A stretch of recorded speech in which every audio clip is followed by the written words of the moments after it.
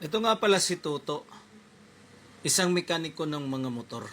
Hmm, Ating nakapanayam siya sa kanyang gawain bilang isang mekaniko. Siya ay tapat sa kanyang tungkulin bilang mekaniko.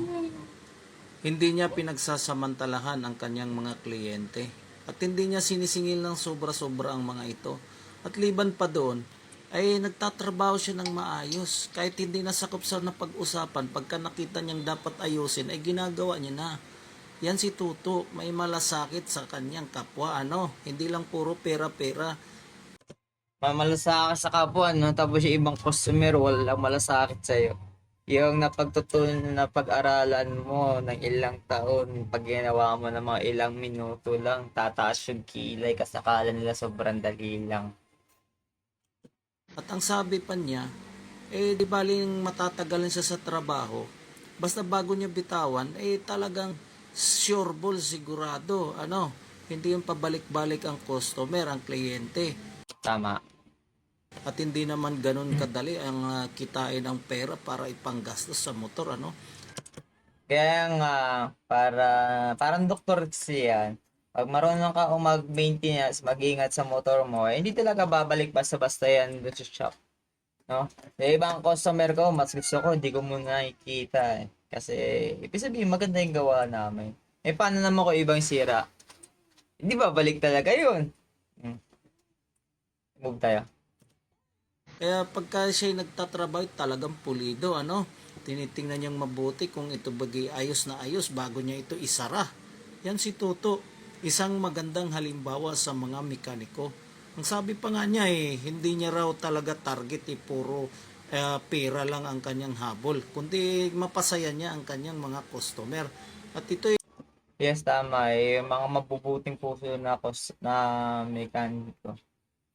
Ganun talaga yun. Kahit ako gumagawa ko with passion talaga.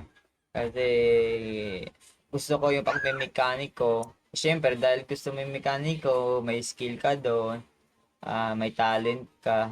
Eh, bakit di mo pagkakitaan? Eh, yung mga ganong mekaniko na passion talaga nila yung paggawa, talagang may puso yun. Kasi minsan nakakatagpo lang sila ng mga customer na hindi naman lahat, pero alam nyo na yun. Very good, no? May iba, bali, nung nagtatrabaho ako sa kasa, may tatlong klaseng customer. May isang mabait, nagbibigay ng pangmeryenda. May isa, wala namang binigay, pero nagpapasalamat. May isa, last is, hindi ka na nga binigyan, hindi na nga nagpasalamat sa'yo, kala binili na yung kaluluwa mo. Eh, may dudu pa sa gawa mo. May mga ganong customer. May tatlong klase ng customer. Pero gusto ko yung unang dalawa. Kasi kahit hindi naman magbigay, okay lang naman yun. Kasi importante, masaya yung customer ko. Na-appreciate nila yung effort na ginagawa ko dun sa sasakyan nila. nagdudulot sa kanya ng magandang reputasyon, Mm.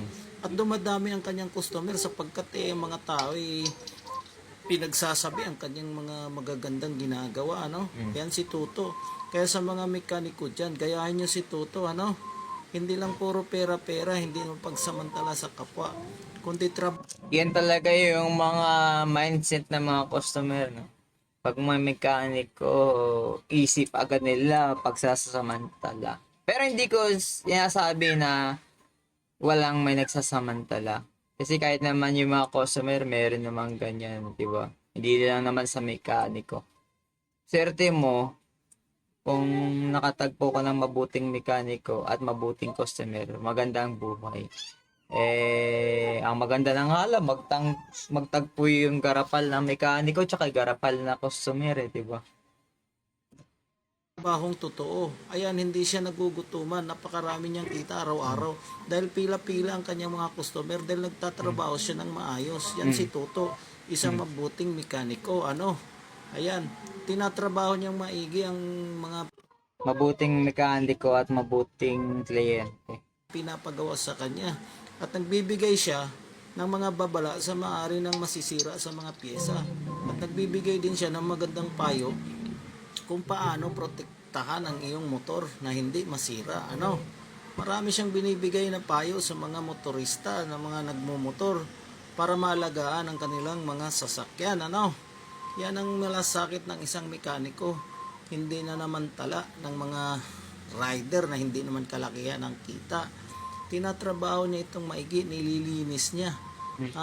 Kahit na maliit lang ang kanyang singil, napakarami niyang customer kaya malaki pa rin ang kanyang kita. At dahil marami nagtitiwala sa kanya, tuloy-tuloy, masagana si Toto pagdating sa pera. Tama. No, kahit mababa yung singil, basta maraming customer, at saka fast moving yung hindi papabili ng pyesa, tapos abot ng linggo, matatambay sa shop.